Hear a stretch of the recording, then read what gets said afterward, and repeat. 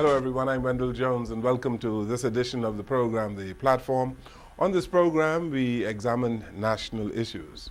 There is a saying, except the Lord keeps the city, the laborer and the watchman work it in vain.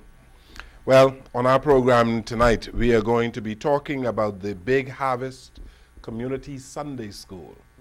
If you are a person who has been watching JCN television over the years, you would know that there is Sunday school in the alley every year. And this year, it's the 14th annual Sunday school rally in the alley. And our guest on the program today is the superintendent of this affair, Mr. John Ferguson, who is a former assistant commissioner of police, and he has been working for many years with young people in the over-the-hill communities of New Providence. It is our pleasure to have him back here again. Welcome to the program. Thank you, Mr. Jones, for having me. Yes, and you are having the 14th annual rally. Yes. People have been telling me about these wonderful rallies that you have every year. Tell us what they are about. To be quite frank with you, Mr. Jones, sometimes to me it's almost inexplainable. The reason why I say that is because people are so excited when they hear that this Sunday school rally date is drawing nigh. And the whole thing is to bring a community together. And as you can appreciate, we are situated in a community that sometimes so many negative things come from. But here we have a positive thing coming out of Woods Alley. And the rally itself, this is our 14th rally, and we hope this one to be, it gets bigger and bigger every year. And more people come each year. Those who came in previous years, they want to come again. And what excites me is even before the rally date, people begin to call and ask, when is the date for the next rally? So that tells me that it has momentum and it's going somewhere. What makes it so attractive? Is it the music that you have at these events? Because I understand that sometimes streets are closed off because there are bands there. And what makes it so attractive? The attractiveness, yes, the music is a big part of it because, you know, we have big bands there. Yes. The Bahama Brass Band and the Urban Renewal Band. Okay. But I think what makes it so attractive is the fact that people, former residents, can come into a neighborhood, sit down in a courtyard type atmosphere and watch the children of that community portray the information and the knowledge that they have learned throughout the Sunday school year. And so it's not where people just come to say they've been somewhere. They come because they appreciate what they see, they appreciate what is happening in the community, they like what is happening, and they want to be a part of what is happening. And as you can appreciate, the climate that we're living in terms of crime, etc., and what is happening, people want to gravitate towards positive things. And that is why the Sunday school rally of Big Harvest is so attractive.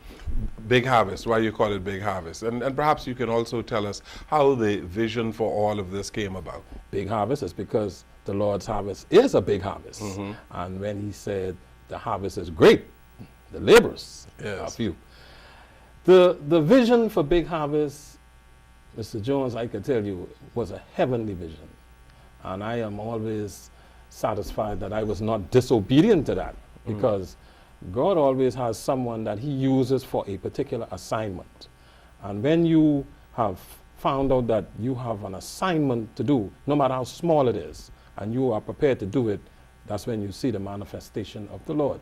And when we started Big Harvest with 35 barefoot children under an old tattered tent, we never dreamt that it would go to such a, in such a way that it's out of my hands really, because whether I am there or not, it has to move.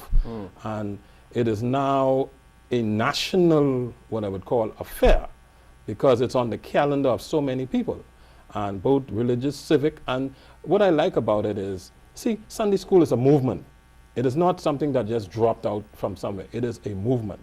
All over the world, when Robert Riggs started that Sunday school in London, England, he transformed London.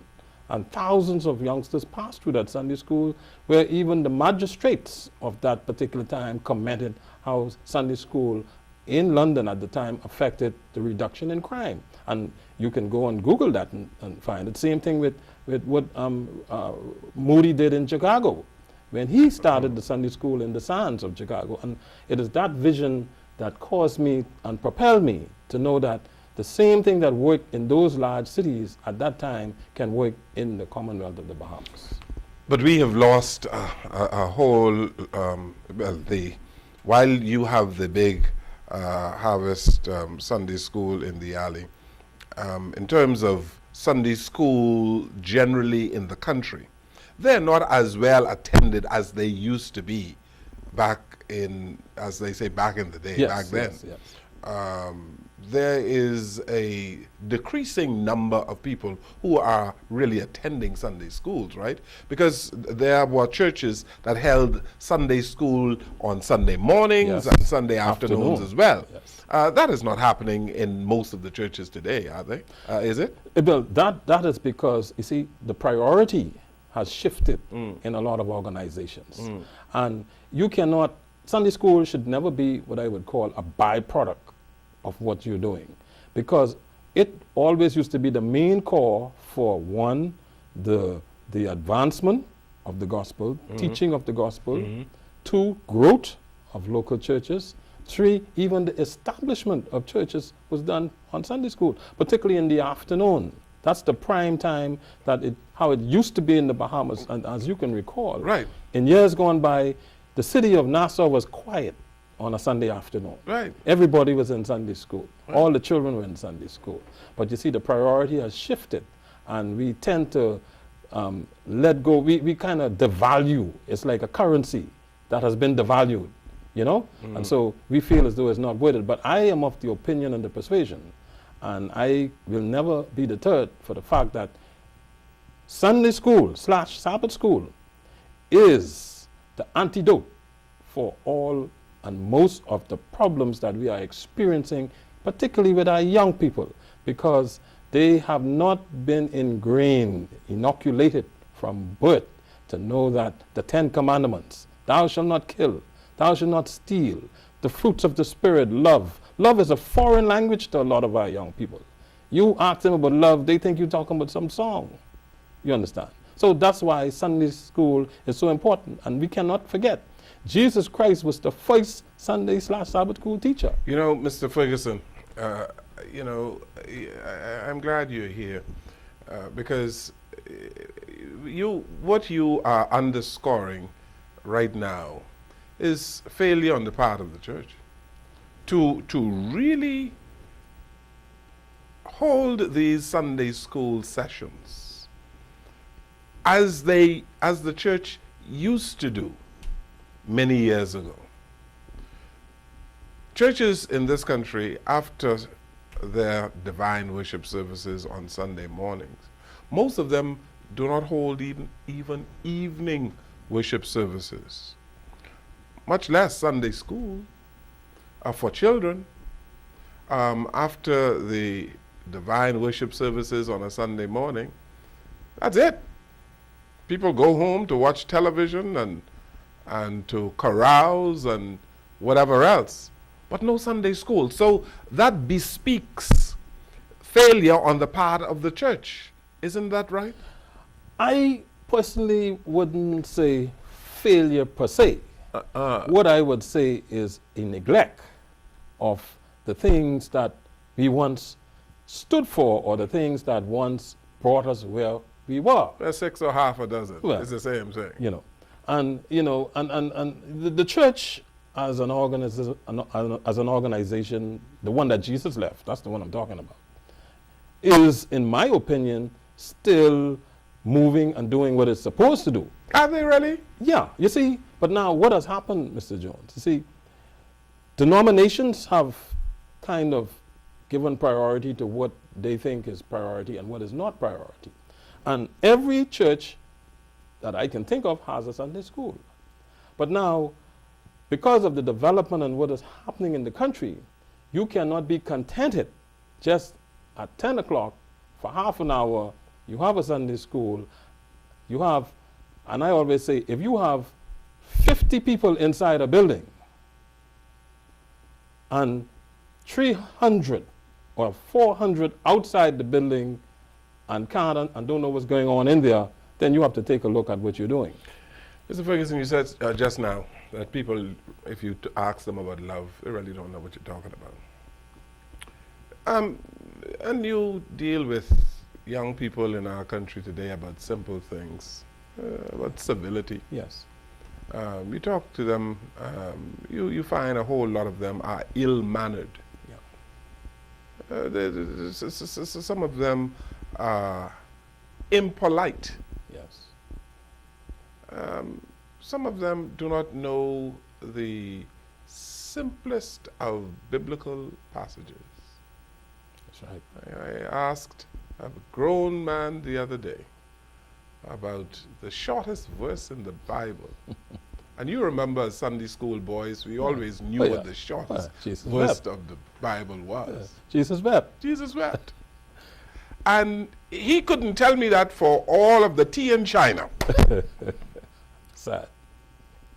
And so you say it's neglect, but I say it's failure on the part of the church to do what the church is supposed to do in a developing country like the Bahamas. We have deep-rooted social problems. Yes, we do. And the reason why we have deep-rooted social problems is because of failure on the part of the home and part of the moralizing institutions in the society, the home and the church. Yes. Right? I agree. I agree with you. I agree with you. And you brought up a very fundamental point with regards to the gentleman. He couldn't tell you the shortest voice in the Bible. Yes. That's a sad indictment. Yes. And on the flip side of that, we at Big Harvest, and I invite all and sundry to come out on Sunday, and you will hear average youngsters who perhaps would not even get a second look from people, but they will be able to quote scriptures. They will be able to tell you the 66 books of the Bible out of their head. They will be able to tell you who the major prophets are, the minor prophets, and they will take you on a journey in the Bible. And when they cap that off with the 127 Psalms, which is the Psalms that we deduce our theme from, except the Lord keep the city, you will be astonished to know what can happen if you take some time out to get into these communities at ground zero level. Mr. Jones, the problem that we are facing in the country, the crimes are not manufactured anywhere else but at ground zero.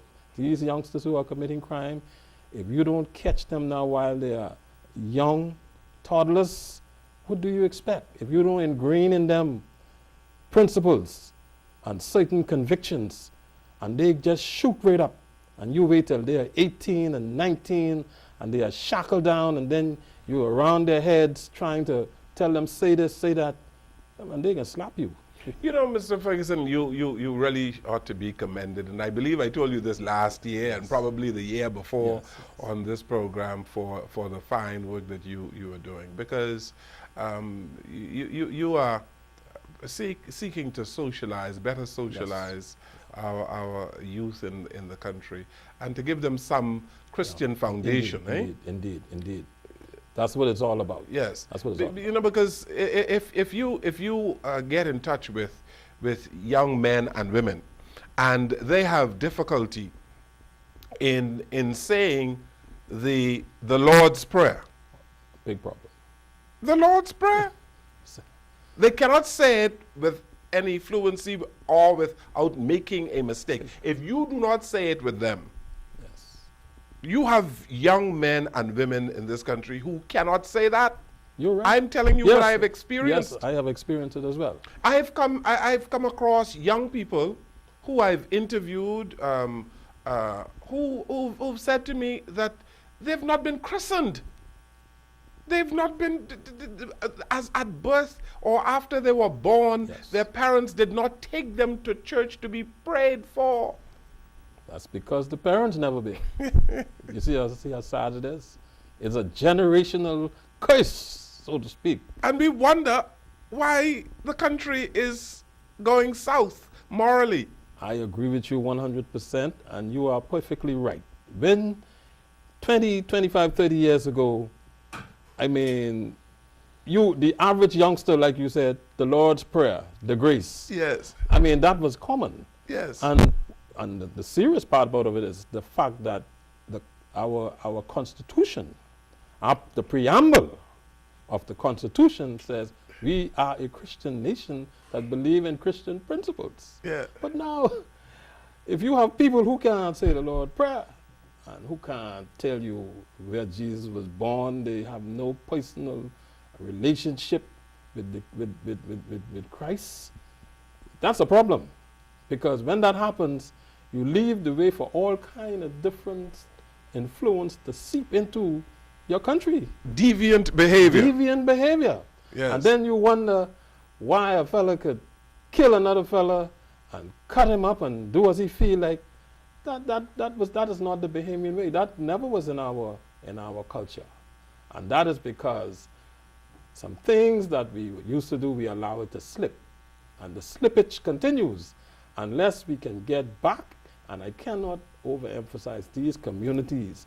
This is where the problem is. On these streets, in these alleys, on these sideways, that's where the problem is, and that's where most of our churches are. One professor told me one time that we have to discuss the we-ness of we. Yeah. Who is we? Uh-huh. Who is this we? This we. It's all of us. Yes. From top to bottom. And if you notice in Bible days, those major prophets, when they speak, all you hear them say, "Thus said the Lord." They speak to the king and right down to the most lowly citizen. And they close the book, and what happened after that? Well, they have already delivered. And that's why I am of the opinion now that the development of our country and where our country is headed, the country needs to hear from major prophets. You can't hear from someone who just skipping and flipping through a book and trying to, what I would call, coin something. You have to hear, the country needs to hear from men and women who have indeed had an experience and a relationship with God, so that when they speak clearly and they speak prophetically. That's what happened in Bible days, and nothing is new under the sun. But you have a deep sense of community, and we want to talk about that. But let us take this break on our program. We're on the platform, and we are talking about the 14th annual Sunday School Rally in the Alley. We'll come right back.